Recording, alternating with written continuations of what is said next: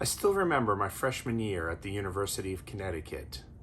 It was in the fall semester, and my best friend from home decided he was going to pay me a visit. So for fun, I decided I would take him to my favorite class, Public Speaking 101. When we got to class and sat down, the professor said, "Tom, who is this?" I said, "Oh, it's my friend from home." The professor looked at the rest of the class and said, "Well, class, we're in for a treat because Tom is going to do an extemporaneous speech about his best friend, Chris." I hadn't been warned and I wasn't prepared, but I closed my notebook. I stood up and started walking towards the podium. The professor said, "Brackett, sit down, I'm just kidding. Besides, you are way too eager." You know, it was in that moment that I learned that I really love public speaking. Now listen, I'm not a professional. I don't have a podcast with 300,000 members. I don't have any Toastmaster Grand Championship of public speaking or an invitation from TED Talks, although I'm still waiting for that one. But I do have a long career of experience in public speaking. I have done talks at conferences, I've done stand-up comedy, and one of my favorites, I'm also a wedding officiant. Now, unfortunately, I don't have any videos of me at conferences, but I do have some other clips that show my style and presence. So if you'll stick around, let me share a few of those with you now. This first clip is from a presentation that I pre-recorded. Every quarter, we're expected to do a presentation about the metrics for our teams and how they're performing. Now, as you might imagine, presenting on metrics can get really dry and boring. So for this one quarter, I decided that I was going to mix it up and do something a little bit different. Take a look. We got to talk about the performance of the teams. The teams that just may not be performing like we think they are. How would we really know? I don't know. Forget about it. What was going on here? So I'm going to get in touch with this one guy. There's this guy that we got working with us, and his name is TikTok Tom. TikTok Tom, we're going to talk to TikTok Tom and see what he can tell us about where the performance is right now. Here we go. So TikTok Tom, we want to talk a little bit here about the performance of your team. That's what we brought you out here for. So listen, if you're going to talk about the one thing that you were going to work on, one thing you were going to focus on for the coming quarter using metrics, what would we be talking about here? What have we got going on? Tell us about this TikTok Tom. Okay, Sal, so if you want to know what one improvement that I'd really like to highlight, here's what it would be. If you take a look at my data for throughput, specifically throughput, and you look at it for the past 9 months in total, going all the way back to the fourth quarter of last year, all the way up right up until now, if you look at that throughput graph, what you will see is that there's a very minor increase. The throughput seems to increase just a little bit from around the 18-19 to around the 2021 mark. It's a nice steady increase, and that looks good. Now, take that same data, cut it off, and only look at all of last quarter, quarter two, plus a little bit of quarter one. Now that graph looks flat. Okay, this second clip is something a little bit different.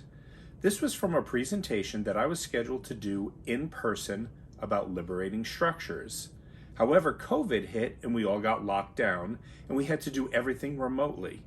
This was the first presentation I ever did completely remotely. Now, this isn't my best work by far, but I'm showing it to you because I want you to see how I can still present even in a medium that I'm not familiar with. And there's even a spot where my alarm goes off, and I want you to show how I wasn't rattled by that at all. So what are liberating structures? And I found this, and this isn't my original, I'll read it to you, even though I know you can read it yourselves. When you feel included and engaged, do you do a better job? Do you think teams in which people work well together produce much better results? Have you noticed the best ideas often come from unexpected sources? Do you want to work at the top of your intelligence and give the same opportunity to others? Okay, that's pretty darn powerful. I mean, I don't know who could read that and not think, yeah, that's what I want to do. That's how I want to work. That's what I want to be a part of. That's what liberating structures are all about. This is my term. I call it a conversational framework. Oh, Tom Fragile, stand up. I call it a conversational framework, and I call it that because the word framework ties in with Scrum. Scrum is a framework, and I think this is a framework. That's how I would best describe it to you. It's a way to get people to collaborate. It's a way to get people to have discussions. I know in Annuity, we are always talking about how do we get people to have discussions. It's the most important part of getting the work done. And I think that liberating structures are really a key to making that happen. Okay, now in this clip, I'm going to share with you one of my favorite things to do, which is wedding officiant. Now, unfortunately, the view of me is obscured by the people that are at the wedding, but I want you to listen to the content and the way that I deliver it, because I do have a lot of passion around my presentations, and I try to bring that to everything that I do. So I mentioned something about music and country music being our theme today. I love music. I love songs. I love song lyrics. Because song lyrics and music paint a picture in our minds. It brings us to a place. It gives us a time that we can think back to. In fact, for my own wedding, I used song lyrics. If you get the opportunity, stop by and see my wife and say, "Ooga Chucka." She has a funny story to tell you. It's true. But the song I picked to talk about today to explain marriage is a classic by Johnny Cash called "I Walk the Line." Now, Johnny Cash wrote this beautiful song for his first wife, Vivian. And the words to that song go something like this: I keep a close watch on this heart of mine. I keep my eyes wide open all the time. I keep the ends out for the ties that bind. Because you're mine, I walk the line. That's a beautiful song. Let's unpack that a little bit. I keep a close watch on this heart of mine. That sounds like he's worried about having his heart broken, but it's not.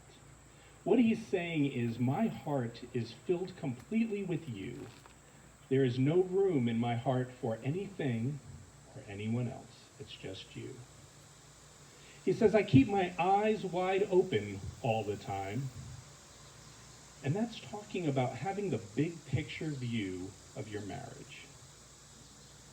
The best way I can explain that is it's like buying a great pair of jeans. When you have a great pair of jeans, you keep putting them on. You keep wearing them. But over time, they start to get a little faded. They start to get a few rips and tears, maybe a little threadbare. But if you keep your eyes wide open, you'll know that the reason they're worn is because they are your favorite. And that would be the last set of jeans you'd ever get rid of. Okay, this clip I'm very proud of. This was actually from stand-up comedy that I did at the Funny Bone Comedy Club, where I was the headliner.